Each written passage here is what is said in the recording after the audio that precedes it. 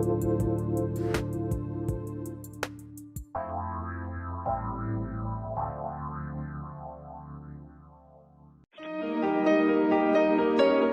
to the Dr. Pat Show. Talk radio to thrive by. Powerful, inspiring, and coming to you live, bringing you stories of people like you and me, busting through and living life full out. Get ready to dare to wonder what your life would be like if you knew you could not fail. Oh, hey, hello, everybody. I am Jennifer Bloome. I have the honor and privilege today of filling in for our very hardworking Dr. Pat. You can usually find me here on Transformation to Talk Radio at my own podcast, which is Soul Wisdom Abundance, Create Wealth Through Spiritual Health. And, on that show, really what we're doing is talking all about my passion, which is around changing our relationships with money. Money is something that we all have to deal with, right? It's one of our oldest relationships, and yet it causes the most consternation in our day-to-day life. And when we start adding in things like consciousness, and when we start adding in things like soul, we start to discover that that relationship can have a lot of possibility. There's a lot of power out there for us to be able to work with and make changes so that we can bring it into our bank account. Not just talk about it, not just think about it, but actual tangible changes into the bank account. But of course, just like any other relationship, we can have tiffs with money. We can have our heart broken by money. And it creates really challenging situations in the bottom line. So that is what my guest and I are going to talk about today. So let me introduce you to the fabulous Jennifer Urezzio. She is an author. She is a master prayer writer. She is a master intuitive. Do not have a conversation with this woman if you do not want clarity. It's one of the things I love the most about her. And of course, she is also the founder of Soul Language, which is a paradigm that's all about creating consciousness and tangibility for soul. How do we talk about it on a day-to-day basis? How do we bring it into our lives on a day-to-day basis and understand more about ourselves and more about the relationships we're in? So Jennifer, or JU, since as the two of us are often together, welcome.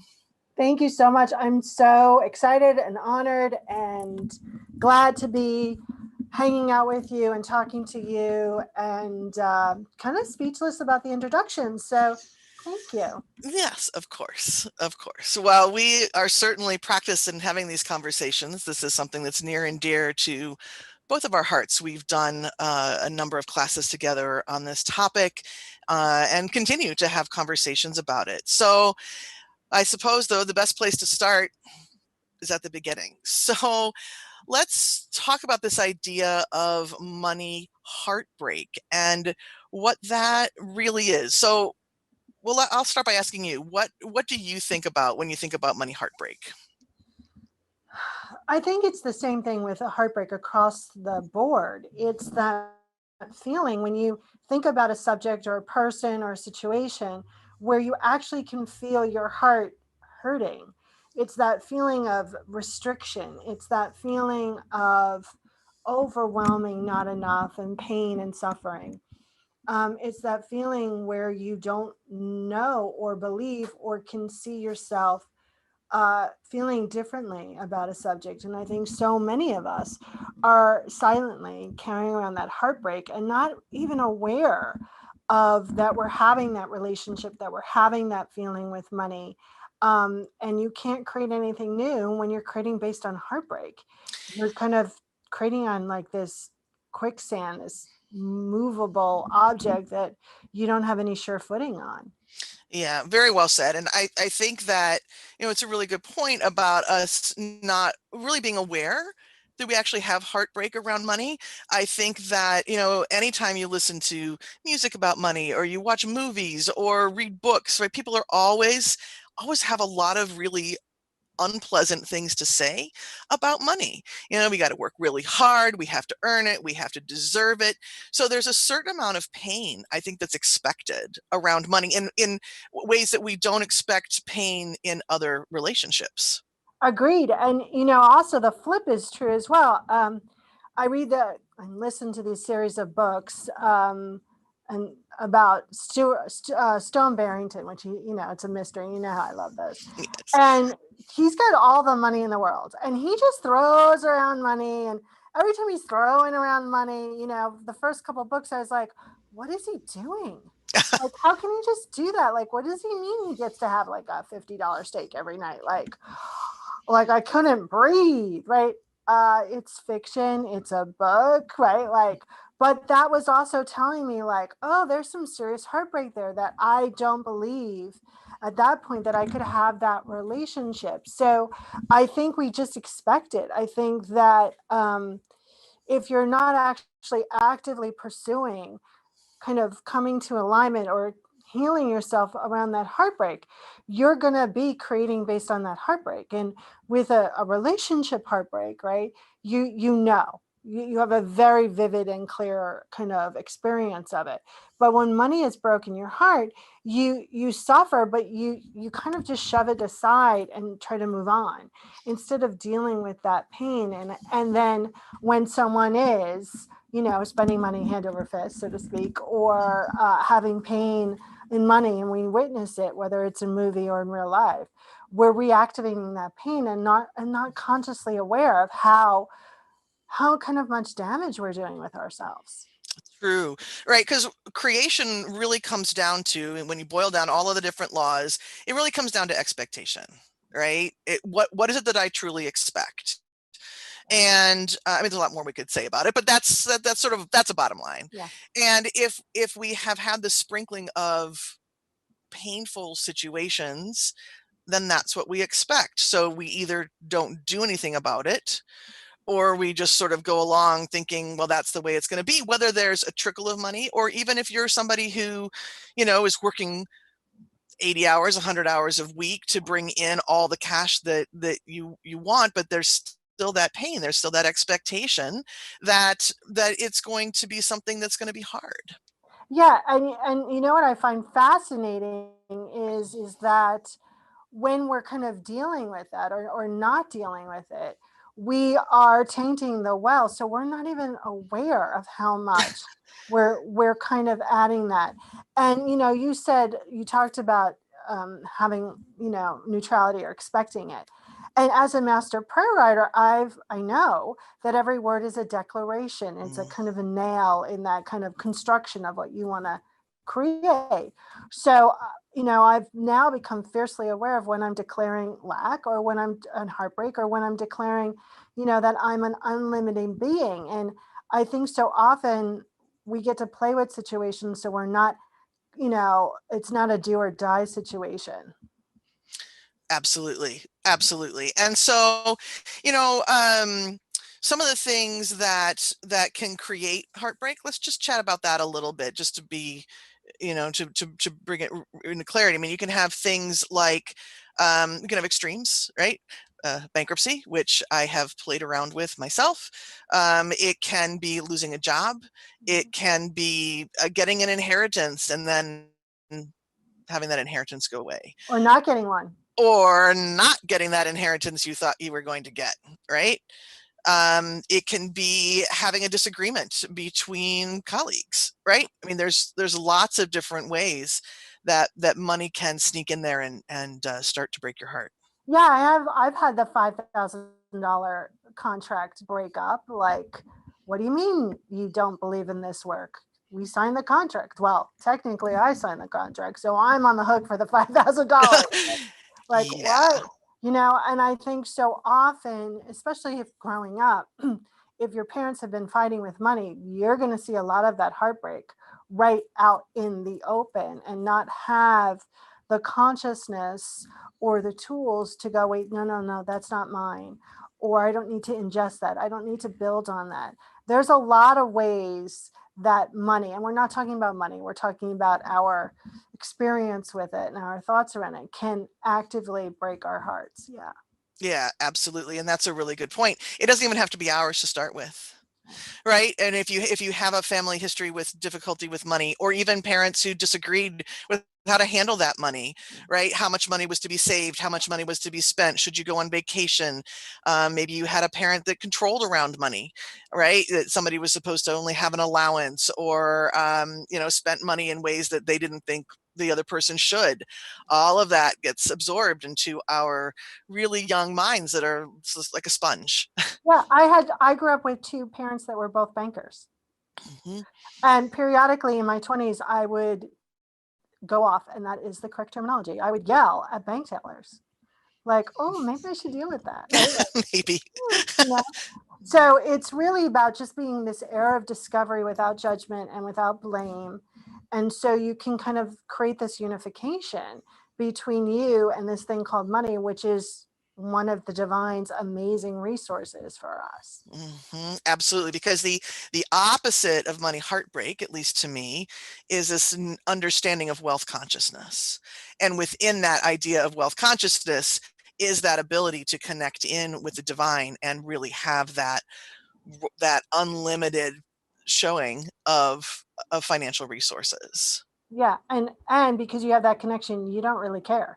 Meaning you're Right. not basing your essential nature, you're not basing your love, you're not basing who you are on what shows up in your bank account, and that's extremely freeing. Yeah. Okay, so this is fantastic. We've laid a really nice groundwork, I think, for like that's maybe that new concept, like money heartbreak. What is that? But we need to go ahead and take a short break here. But when we come back, let's start talking about helping people identify their own money heartbreak and start talking about what can we do about it. Right. So you are listening to the Dr. Pat Show. I am Jennifer Bloome, your host, and we will be back momentarily.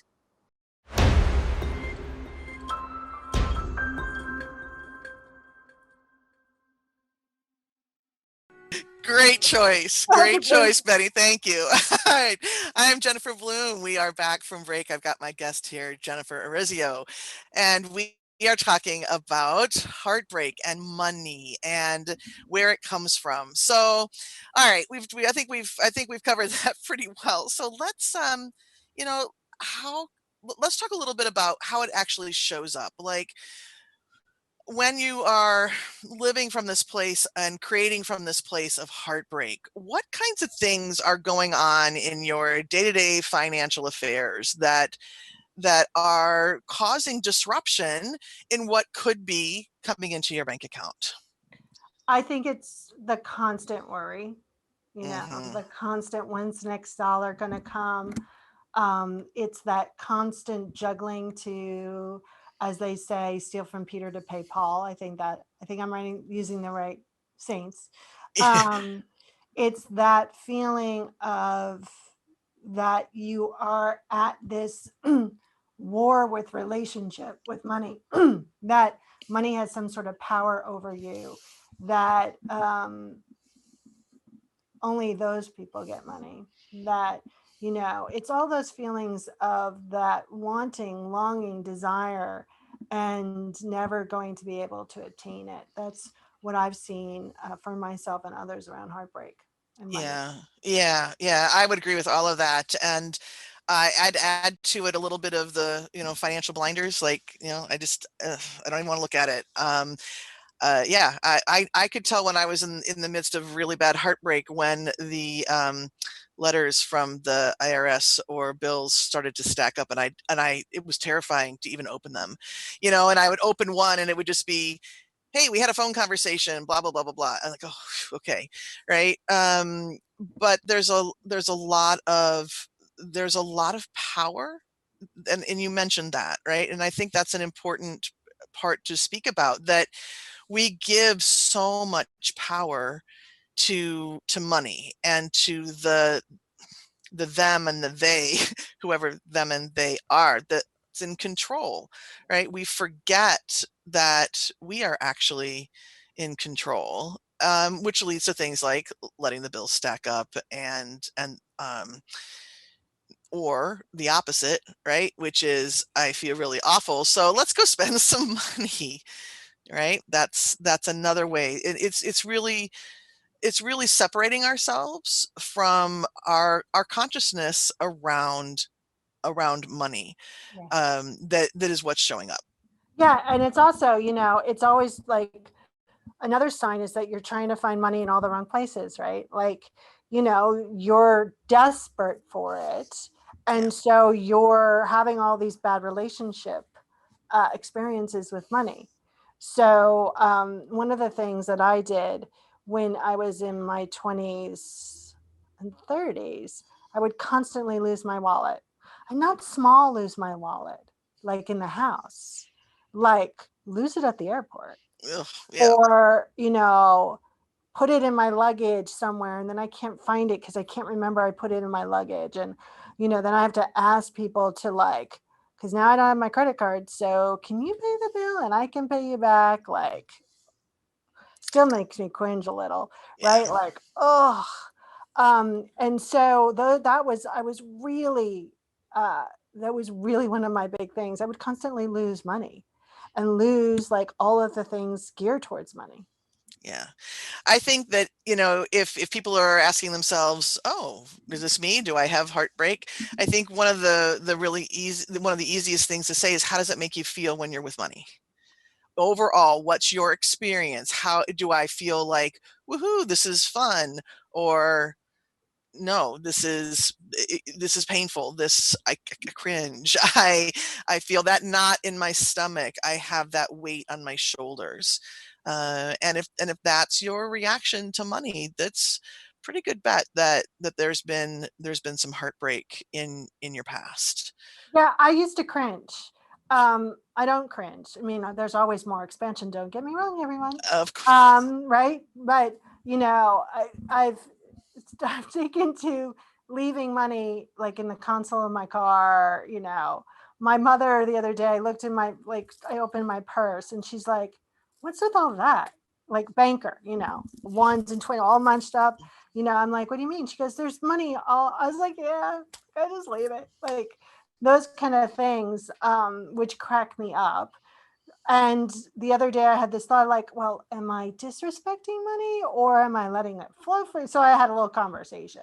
And Money's like, "You're not disrespecting me, but we could be a little more organized." And I was like, "Oh, okay." But one of the things that I've always loved doing, even when I cringed, was, writing out my bills, doing my check. Like, I love that. And I think that for me was an indication of where I could go. Right. Mm, So I think so often, um, people are so kind of stuck in their heartbreak that they can't see those little possibility moments. And for me, like when I do my bills, like I love it. I feel so grown up and I feel like mm, it's so much fun for me. Like, oh, and I've had to write some large bills. Like, oh my God, I got to do that. And I think so often we kind of set the stage for additional heartbreak because we're just kind of assuming we're going to have a bad date with money instead of a good date. right. Right. We kind of page back through that the relationship history, right? And it lays, again, it's that expectation. So I I'm going to avoid it. I'm going to rush through it. Or alternatively, I'm going to try to buckle it down, right? I'm going to be the one who's in control of money. And there's nothing wrong with a budget. Right. There's nothing wrong with watching your spending. There's nothing wrong with having plans. But when you're doing it, it's like, what am I doing it from? Right. Am I doing it from this place of, oh, this Yes. Yes. feels, Right. really great, or no, I'm cracking the whip because if I don't, money's going to seep out everywhere, right? We've all had that experience where, woohoo, really great amount of money coming in, and then gosh, there's that bill that comes in that takes all of it. And again, that's another possibility point. I remember several years ago getting a really unexpected check in the mail, and I can't remember now whether it was some sort of real estate refund. I can't remember now what it was. And I swear to goodness, down to the penny, the next day we had the car in for service. That was, I mean, it was eerie, actually, how close they were. I had a choice. I could either get really angry about it, right? So if I'm coming from a place of heartbreak, it's like, this is ridiculous. It's taken everything from me. Or I could say, hey, Oh my God. I had a solution before I even knew I had a problem. Exactly. Like, look at that. Like, I remember sitting on my bed and like 10 years ago, 15 years ago, and my American Express was like $1,243.33. It was due the next day, and I was like, I don't have it. Like, oh my God, Mm-hmm. I'm not going to make a bill. Like, I'm even like talking about creating heartbreak for others. I'm not going to be able to pay them, and how are they going to pay, blah, blah, right? And this woman who hired me to do a bunch of soul language identifications for a bunch of her clients. And the fee to do that was like 233. Like I had 5 cents left over, and I was like, I can't. Like, this is great. I love it. Like, but also, those opportunities of miracles, you get to go, okay, so let's set up a new pattern. So I'm not having to have that white knight, right? The white knight Well, in shining armor, come save me. right, because that's just another bad relationship, Exactly. right? Nobody needs that. Nobody wants that. Um, well, we do. But wait a minute. I'm certain that is a pattern I've worked on for myself. But it isn't functional, right? And it's not as if where we have to say I have to rely solely on myself or anything like that. We don't have to take it all on ourselves. But let's stop proving to ourselves that the universe is willing to do things for us by creating really scary situations. Because that just it just doesn't feel good. It's just not No, and joyful. it's unsustainable, and it's actually like having to work all of those energetic muscles harder, right? Hmm. And I think, I think one of the ways that we kind of fill ourselves up is to look for those solutions outside of us. In other words, to prove that God, that's what I call my higher power. You can call it whatever you want, rock, tree, blah, blah, blah. I don't care, right? It knows who I am because look, I've had a miracle. Instead of going, God knows who I am, and how do I want to play with it all, including the resource of money.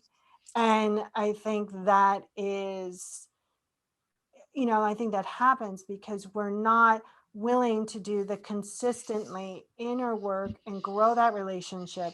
We're all, not all, but there's a consistency of people wanting that magic pill. The problem with the magic pill, and there's some magic pills, they work temporarily, but then you get addicted to the medicine. You have to have more medicine, and then eventually it doesn't work because you built up this immunity to it. Hmm. So, what we're talking about here is new foundations, new sustainabilities. That's transcendence. It actually transcends that relationship. And, you're so amazing at helping people do that. And I think that's what, if people really want to create Yeah. transformation, that's the way they got to go. Absolutely. Absolutely. So we need to pop into a break here, but when we come back, let's start talking about how we can start building the foundation of that brand new money relationship. All right. So you're listening to the Dr. Pat Show. I'm your fill-in guest, host, I suppose is a better word for that, Jennifer Bloome with Jennifer Urezzio, and we'll be back soon.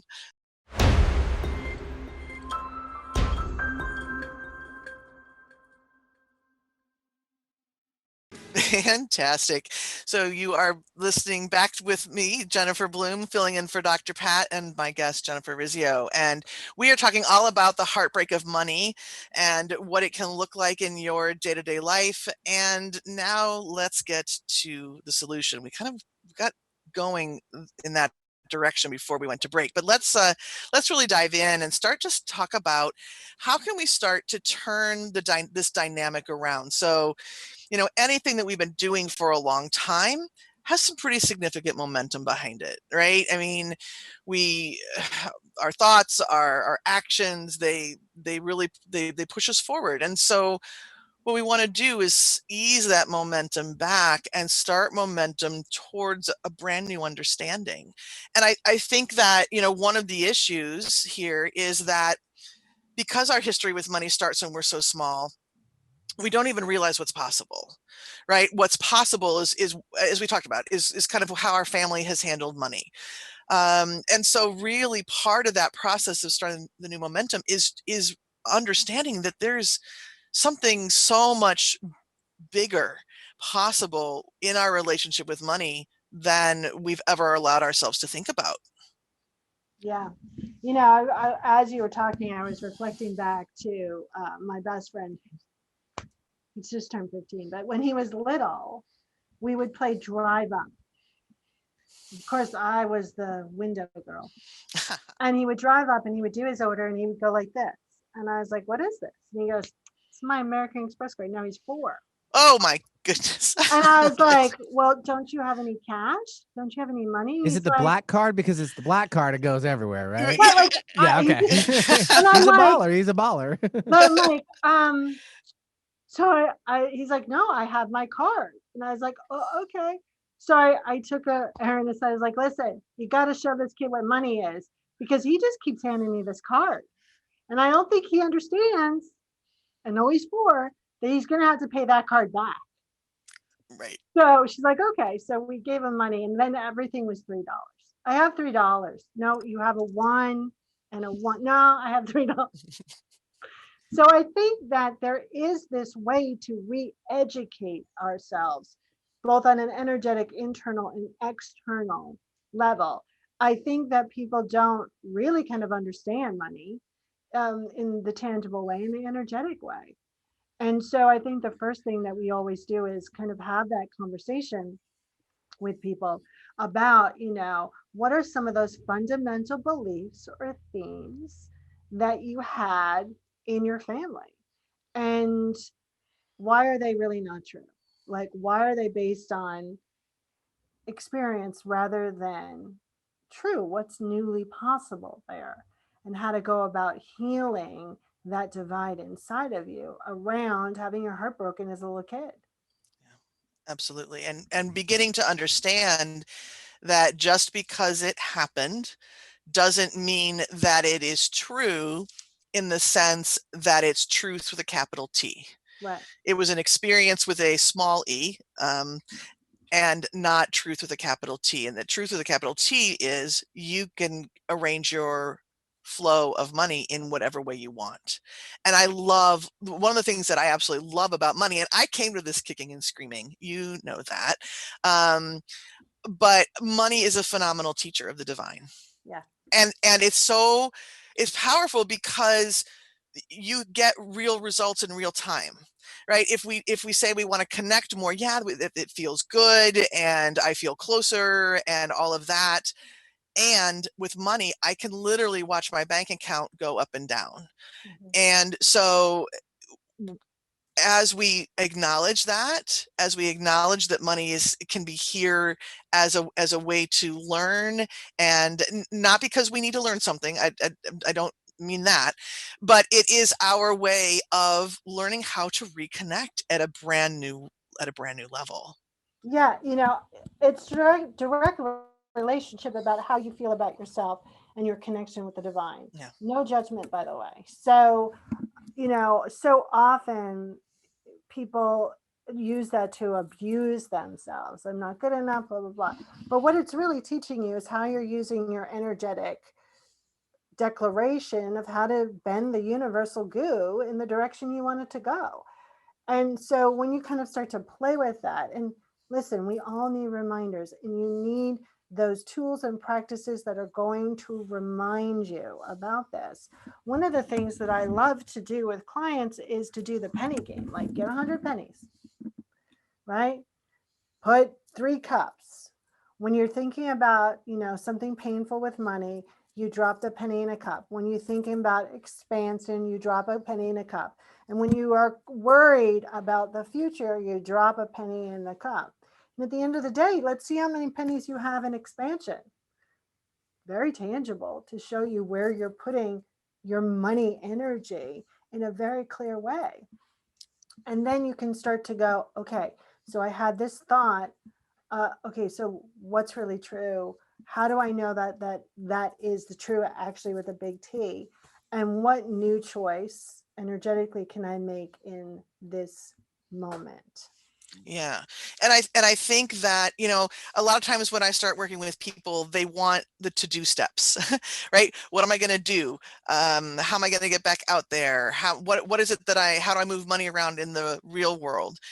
And we pause, we take a breath, and right, the first work really is that inner work. It's that internal being state that either feels expansive, right, as you're talking about with the pennies, or contracting where it's feeling more like pain. And we don't have to be perfect with those inner thoughts. We only have to get, just beyond that 50% mark in terms of feeling expanded rather than contracted for things to start to change in our outer environment.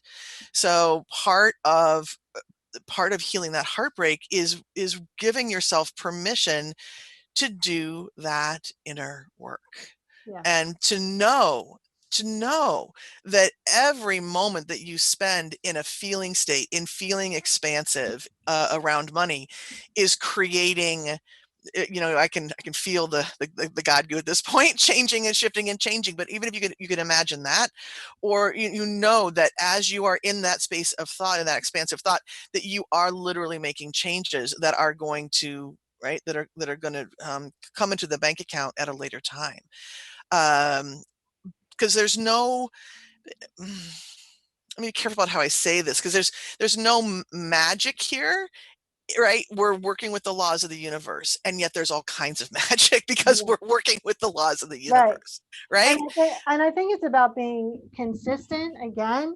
And I think it's about being focused and declaring, not judgmental. And then there are tangible things to do, like let's get your house in order. Like Yeah. let's look at that. I mean, one of the things when we do our money program and when you do it online, we make people make in quotes go through their bills. Like and everyone freaks out. Well, if you keep putting your head in the sand, you're not really allowing the new energy to take shape. You've got to clean some of the mess up so new things can flow in, not in a judgmental way. But let's really talk about where you are. And so, we can make some solid decisions. You understand that you just don't need more money, that you can really direct the universal good. Absolutely. How many times do people say, I just want to win the lottery, and then I don't have to worry about any of it anymore, right? And Then I there's had a bigger problems. And there's right, and I had a colleague who said, she didn't like doing accounting. She didn't like doing her bills, and she's like, I would just really rather make more money than to pay attention to what's going on behind the scenes. And that, of course, didn't ever work because she was always having to do a little bit more and a little bit more and a little bit more, right? So the more you can have clarity about where you are, the better. And having gone through this step several times, the amount of freedom, like that weight that comes off of you, you don't even realize Right. how much pressure you're leaving on yourself when your financial house, so to speak, is messy and out of order. And again, no judgment. No Right? judgment. But it also provides an additional container, right? For you to focus that energy. If you keep consistently forgetting about the insurance bill every month, right? Because you're not aware, you're not declaring. Let's set up a new vessel for you to declare about it. This is an opportunity for you to be profoundly loved. And most of us are so scared of that, right? So let's stop utilizing money to continually break your heart and to continually prove to yourself that, you're not worthy. Yeah. I mean, what could that feel like? Just imagine, what could that feel like to use the power of money to be in that state of love and bliss, right? Everything that's really amazing about a new relationship or even a sustained relationship, right? I think about my marriage, my 30-year marriage. There are moments of just sitting back going, whoa, how do we do this? Right? But what if money could provide that same quality and depth of being seen and loved? Ah, Wow. Okay. Well, on that note, let's take our final break, and when we come back, let's do some more talking about tips and how people can really get in there and start coming back after money has broken their heart. So you're listening to the Dr. Pat Show. I'm Jennifer Bloome, and we'll be back shortly.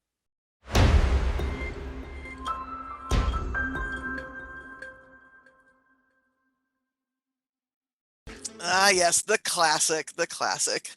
All right, well, we're back talking about coming back after money broke your heart, whether you live in a rich man's world or not. I'm Jennifer Bloome, and my host, guest Jennifer Urezzio. Got those words, I don't know, tangled up somewhere in my brain today. I don't know. All right, so let's keep talking solutions. And, you mentioned a little while ago something that I want to bring back more to the forefront of the conversation. There are lots of ways, lots of programs out there, lots of people who are out there to help you with your money, right? There's a lot of different choices that you can make, and a lot of good choices you can make. And the thing that I want to bring out is you talked about the magic pill versus creating a foundation. And it's something that you and I both feel really strongly about, because there are a lot of magic pills out there. People telling you, oh, take this course, and everything will be fixed and it'll be great, 30 days and everything will be fantastic. Just clear this little bit out of your history and, everything will be fine. And, I certainly have participated, and I know that I've gotten assistance in lots of ways, right? I do think that others can kind of come in and help and find beliefs and or release them or clear whatever, I don't know, patterns we might have going on. But the real that only works for a little while, because we come back to ourselves. We come back to our expectations. And with a lot of trial and error, what I have found out is that the thing that really works is reestablishing a foundation with money, and doing that again, that inner work to come back to that foundation, and to really allow yourself to step in and say, I'm the one who's in charge of this money relationship. In the money relationship, there's you, there's the energy of money, and there's the divine. Energy of money and divine, no free will, right? None, zip, zero. They do, it does, however you want, whatever pronoun you want to use, follows your direction. Yeah, I think those, and I was thinking about when you were talking, I was like, oh, they're like the Thigh Master of courses. I think those Thigh Master of money courses work because they're your kind of, or the participant is actually capitalizing on that person's will for a little while, right? But then you need to kind of start your own engine, and Right. that's harder to do when your foundation is still cracked. And so the way you do that is you create a new foundation, and that takes consistency, and it takes practice, and it takes discovery, and it also takes a knowledge that as you're growing and you want to call in more goodness, these things that have bothered you in the past are going to bother you again, just in a slightly different way. But because you have a foundation, then you know that you have kind of a safe harbor to go to. Right. You have something to fall back on. And what you're falling back on is your new truth about what money really is. Because if I can stand in my own beingness and say that money is of the divine, source is the source of my money, and I know that, like I literally have embodied that, when a new bill comes in, I get to, instead of, or maybe after the first few moments of going, I get to say, wait a minute, I have a choice. But I get to it's hard to make that choice, as you say, if your foundation is cracked, because you don't, there's no resiliency. It's just gonna crumble, and then you just end up recreating that same pattern over again, and you have double the heartbreak because you thought you'd gotten into a new You thought place. you fixed it, and now Yeah, it's not exactly. fixed. And now Mhm. you don't know what's wrong with you because you can't be in a relationship, right? So I had this boyfriend, and that's being nice to call him a boyfriend, that told me that I was really bad at relationships. Oh. Oh, and Oh. so I believed I was really bad at relationships until Mhm. I realized, no, my picker was off. I'm really good at relationships, right?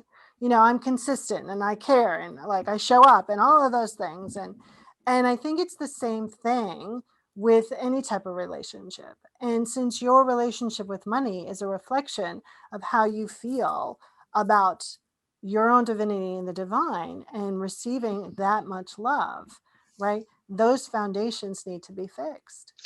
Yeah, yeah, because it really does take a lot of strength to receive love. I Yeah. isn't that interesting? And money is just one of those ways, not in the, oh, I want you to love me, so I'm buying you a bunch of gifts kind of love, but that true reflection of I am a unique strand of the divine and I have unlimited access to these resources. And so here I am using these resources. Whoa, it's playing as the divine.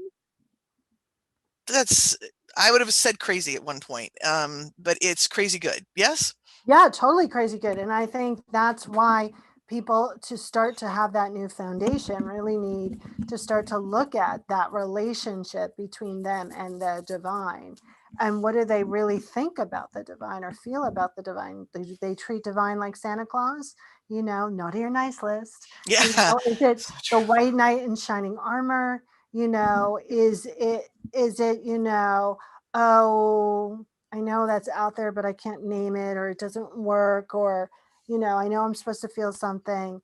Like, really start. I mean, that's one of the things, the major things we do with people is really help them understand, come to a new relationship with their own divinity so they can access and declare their universal good, which in return creates a new foundation with money. Beautiful. So we are rapidly running out of time here in our No. conversation.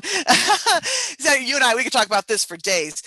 So I want to give a few resources for people. If your interest is piqued and you know that you're ready to start working on that relationship, I want to mention a couple, and then I'll let you jump in. So one of them is, if you go to my website, which is jenniferbloome.com, I have a money relationship quiz. It's free to take. And what it's going to do is it's going to help you understand where your relationship needs a little bit of tweaking in order to come back into wholeness. Okay, so that's something that that you can do. The other thing that I want to mention is that Jennifer and I have taught a course called Coming Back After Money Broke Your Heart number of times, and we have shifted it into an online format, so it's much easier. You can do it at your own speed, and it touches on many of these different areas. So Jennifer, you want to talk about where people can find that? Sure. If you go to the Soul Language site at soullanguage.us, on the homepage right there, there's a video you can click on, watch it, it's free. Or you can go to soullanguage.us/spiritual money management /. The videos really gives you a really down and dirty tip to start actually creating a new relationship with money here and now. And the other thing I also suggest is get a budgeting system, not to force you to budget, but to really understand when your bills are due and what you're paying so you can take your head out of the sand. It's a real tangible tool. Throughout doing that process, you have to keep filling yourself with safety and with love. Absolutely, absolutely. And if the other piece that I would offer here is keep coming back to this knowing that you are the one in charge, right? As you have experiences with money, you get to ask again, no judgment, judgment-free zone. Okay, what's the choice now? What if I really believed that money and love were synonymous, what choice could I make now? Right? So if there is one other thing in 15 seconds that you would like people to know, what would it be? And know that you're whole and complete and start feeling, expressing, and acting on it. And there it is. And money just gets to be that part of playing in helping us remember that we are whole and complete. So on that note, I want to thank you so much for playing with me here. I'm going to encourage everyone to go to the Soul Language site, take a look, learn more about what Jennifer has to offer. She is a phenomenal resource and a phenomenal coach in so many ways. So thank you all for playing here as I got the fun of filling in for Dr. Pat. And until we all meet again, I wish each and every one of you prosperous blessings. Take care, everybody.